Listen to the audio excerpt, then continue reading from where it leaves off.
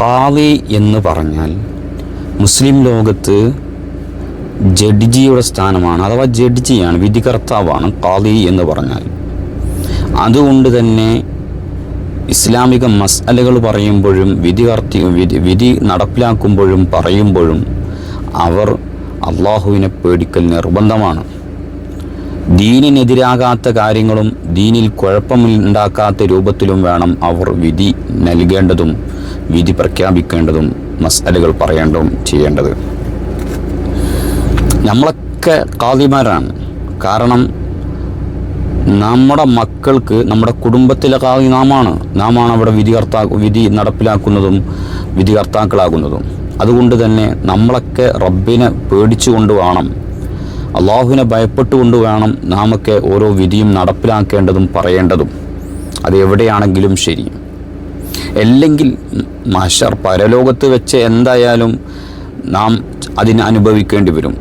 അതിനു മുമ്പ് ഖബറിൽ തന്നെ അതിൻ്റെ ശിക്ഷ ഏറ്റുവാങ്ങാൻ തുടങ്ങും നമ്മൾ. അള്ളാഹു കാക്കുമാറാവട്ടെ. ഞാനൊരു കഥ പറയാം.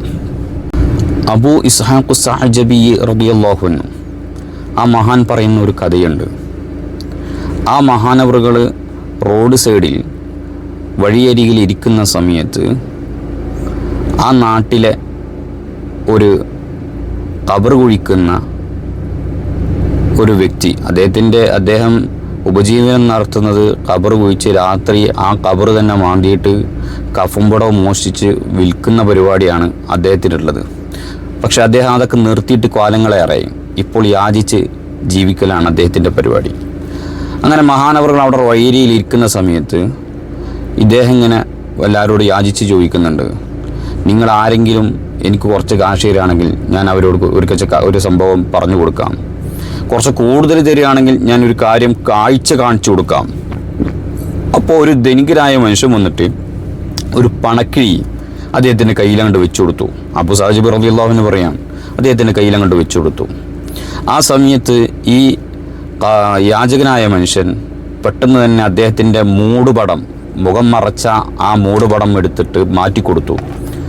സുബ്ഹാനല്ലാഹ്, ഞങ്ങളൊക്കെ നെട്ടിപ്പോയി. അദ്ദേഹം പറയും, ഞങ്ങളൊക്കെ നെട്ടിപ്പോയി. കാരണം ആ അദ്ദേഹത്തിൻ്റെ മുഖത്ത് രണ്ട് കണ്ണിൻ്റെ സ്ഥാനത്ത് വലിയൊരു കുഴിയാണ് കാണുന്നത്. അതിലൂടെ നോക്കുമ്പോൾ വലിയൊരു ദൂരം കണ്ടിട്ട് അദ്ദേഹത്തിൻ്റെ പെരടി വരെ കാണുന്നുണ്ട്. അതിഭീകരമായ വിരൂപിയായിട്ടാണ് അദ്ദേഹത്തെ ഞങ്ങൾ കാണാൻ കഴിയുന്നത്. മുഖമാകെ കറുത്തിരിക്കുന്നു. അപ്പോൾ ഞങ്ങളൊക്കെ പേടിച്ചിരിക്കുന്ന സമയത്ത് അദ്ദേഹം പറഞ്ഞു, ഇതിൻ്റെ കഥ ഞാൻ പറഞ്ഞുതരാം. നിങ്ങളിത് കണ്ടില്ലേ, ഞാൻ കാണിച്ചു തന്നു, ഇനി രണ്ടാമത്തെ ഇതിൻ്റെ കഥ ഞാൻ പറഞ്ഞുതരാം. അങ്ങനെ യാചകൻ പറയാം, നിങ്ങൾക്കറിയാമല്ലോ, ഞാൻ ഈ നാട്ടിൽ ഖബർ കുഴിച്ചിട്ട് അന്ന് രാത്രി കഫംപുടവ് മോഷ്ടിച്ചിട്ട് ജീവിക്കലായിരുന്നു എൻ്റെ തൊഴിൽ. എല്ലാവരും കുറേ ആളുകൾ എന്നോട് പറഞ്ഞിട്ടുണ്ട് ഇതിൽ നിന്ന് വിട്ടു നിൽക്കണം, പക്ഷേ എനിക്കെന്താണെന്നറിയില്ല, വിട്ടു നിൽക്കാൻ കഴിയുന്നില്ല. അങ്ങനെ നമ്മുടെ നാട്ടിലെ ഖാദി സുഖമില്ലാതെ കിടന്നു. അപ്പോൾ അദ്ദേഹത്തിന് തോന്നിയിട്ടുണ്ട്, അദ്ദേഹം ഇതിൽ നിന്ന് മരണപ്പെടുമെന്ന് പേടിച്ചിട്ടുണ്ട്. അദ്ദേഹം എന്നെ ആളെ വിളിക്കാൻ പറഞ്ഞയച്ചു. ആളെ വിട്ടിട്ട് എന്നെ വിളിക്കാൻ പറഞ്ഞയച്ചു. ഞാൻ ചെന്ന സമയത്ത് ഖാദി എന്നോട് പറഞ്ഞു, നിൻ്റെ തൊഴിൽ ഇന്നതാണെന്ന് എനിക്കറിയാം, നീ ആര് പറഞ്ഞിട്ടും കേൾക്കുന്നില്ല എന്നും എനിക്കറിയാം. അതുകൊണ്ട് പക്ഷേ ഈ രോഗാവസ്ഥയിൽ ഞാൻ മരിക്കാൻ സാധ്യതയുണ്ട്. അതുകൊണ്ട് എൻ്റെ ഖബറിനി മാന്തരുത്, എൻ്റെ കഫംപുടവ് നീ മോഷ്ടിക്കരുത്, എൻ്റെ ഖബർ മാന്തുകയും ചെയ്യരുത്. അതിനിതാ 100 ദീനാർ എന്ന് പറഞ്ഞിട്ട് ഒരു പണസഞ്ചി 100 ദീനാർ എനിക്ക് തന്നു. ഞാൻ അദ്ദേഹത്തിന് വാക്കും കൊടുത്തു, ഇല്ല ഞാൻ എന്താകുന്നില്ല, പിന്നെ നിങ്ങളെ ഖബർ കുഴിക്കൂല, നിങ്ങളെ ഖബർ മാന്തൂല്ല, കഫംപുടവ് മോഷ്ടിക്കില്ല എന്ന് ഞാൻ ഉറപ്പും കൊടുത്തു. അങ്ങനെ കുറച്ച് ദിവസങ്ങൾ കഴിഞ്ഞപ്പോൾ നമ്മുടെ ഖാദിൻ്റെ അസുഖം ഭേദമായി, രോഗം ശിഫയായി. അദ്ദേഹം ആഫിയത്തോടുകൂടെ തിരിച്ചു വന്നു. പിന്നീട് കുറച്ച് കാലങ്ങൾക്ക് ശേഷമാണ് അദ്ദേഹം മരണപ്പെടുന്നത്. അതേ രോഗം വന്നു, പിന്നീട് അത് മരണപ്പെട്ടു. പക്ഷേ അദ്ദേഹം മരണപ്പെട്ട സമയത്ത് എനിക്ക് തോന്നി ഈ ഖബറൊന്ന് മാന്തണമെന്ന്, കഫംപുടവ് മോഷ്ടിക്കണമെന്ന്.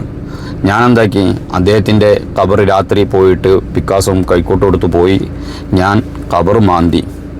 അവസാനം മൂടുകല്ല് തുറക്കുന്ന സമയത്ത് ഖബറൊക്കെ മാന്തി മൂടുകല്ല് ഞാൻ തുറന്നു. മൂടുകല്ല് തുറന്ന സമയത്ത് സുബ്ഹാനല്ലാഹ്, ഞാൻ ആകെ പേടിച്ചു പോയി. അതിശക്തമായ ശിക്ഷയാണ് ഖാദി അനുഭവിച്ചുകൊണ്ടിരിക്കുന്നത്, അതിഭീകരമായ ശിക്ഷ. ഞാൻ പേടിച്ചരണ്ടു. എനിക്ക് ഭയങ്കര പേടി വന്നു. ഞാൻ ഖബറിൽ നിന്ന് എടുത്ത് ചാടാൻ നോക്കി, പക്ഷെ എനിക്ക് കഴിഞ്ഞില്ല. പെട്ടെന്ന് തന്നെ എന്നോട് ഒരു അശരീരി വന്ന് ചോദിക്കുകയാണ്, അള്ളാഹുവിൻ്റെ രഹസ്യത്തിലേക്ക് നീ ഒളിഞ്ഞു നോക്കുന്നുവോ എന്ന് ചോദിച്ചിട്ട് എൻ്റെ 2 കണ്ണിലേക്ക് അദ്ദേഹത്തിൻ്റെ 2 വിരലുകൾ ചെന്ന് പതിഞ്ഞു. എൻ്റെ 2 കണ്ണിൻ്റെ സ്ഥാനത്ത് പിന്നെ എനിക്കൊന്നും കാണാൻ കഴിഞ്ഞില്ല. ഫുള്ള് ഒരു ഇതായി കാഴ്ചകളൊക്കെ മങ്ങി 2 വലിയ ദ്വാരമായി മാറിയിരിക്കുകയാണ്. അങ്ങനെ കിട്ടിയതാണ് ഈ ശിക്ഷ എന്ന് അദ്ദേഹം പറയാൻ. നമ്മളൊന്ന് നോക്കണം. നാം പുറമെ മോടിക്ക് വേണ്ടി ഈ ദുന്യാവിലെ നശ്വരമായ ശാശ്വതമല്ലാത്ത ഈ ലോകത്ത് നാം ദുന്യാവിന് വേണ്ടി ദീനിനെ വിറ്റുകഴിഞ്ഞാൽ, അള്ളാഹുവിൻ്റെ മഹത്തായ ദീനിനെ ഈ ദുന്യാവിന് വേണ്ടി വിറ്റുകഴിഞ്ഞാൽ, അല്ലെങ്കിൽ മറ്റുള്ളവർക്ക് വേണ്ടി നാം ഇസ്ലാമിക മൂല്യങ്ങളെ കാറ്റിൽ പറത്തിയിട്ട് ഇസ്ലാമിക നിയമങ്ങൾ നാം വളച്ചൊടിച്ചു കഴിഞ്ഞാൽ തീർച്ചയാണ് നാം പരലോകത്ത് നമ്മൾ എത്തേണ്ടതാണ്. അതിൻ്റെ മുമ്പിൽ ഖബറിൽ തന്നെ നമ്മുടെ ശിക്ഷ അനുഭവിക്കേണ്ടി തുടങ്ങും. ശാശ്വതമായ ലോകത്ത് നാം പരാജിതരാകും. അത് നമ്മുടെ മക്കളുടെ കാര്യത്തിലായാലും നമ്മുടെ കുടുംബങ്ങളിലെ കാര്യത്തിലായാലും എവിടെയായാലും നമ്മളൊക്കെ ഓരോരുത്തരും ഓരോ സമയത്ത് ഖാദിമാരായിട്ട് തീരുന്നുണ്ട് നമ്മുടെ മക്കളുടെ കാര്യത്തിലും. അതുകൊണ്ട് ദീനി വിലക്കുകൾ, ഇസ്ലാമികപരമായിട്ടുള്ള നിയമവശങ്ങൾ നാം മുറുകെ പിടിക്കുകയും അതുപോലെ തന്നെ അവർക്ക് പറഞ്ഞു കൊടുക്കുകയും വേണം. കാറ്റിൽ പറത്താൻ പാടില്ല. അല്ലാഹു സുബ്ഹാനഹു വ തആല ഇസ്ലാമിക മൂല്യങ്ങൾ ഉയർത്തിപ്പിടിച്ച് ജീവിക്കുന്നവരുടെ കൂട്ടത്തിൽ നമ്മയും നമുക്ക് വേണ്ടപ്പെട്ട മുഴുവൻ ആളുകളെയും അല്ലാഹു ഉൾപ്പെടുത്തി തരുമാറാവട്ടെ. ഇൻഷാ അല്ലാഹ് വീണ്ടും കാണാം. അതുവരെ അസ്സലാമു അലൈക്കും വറഹ്മത്തുള്ളാഹി.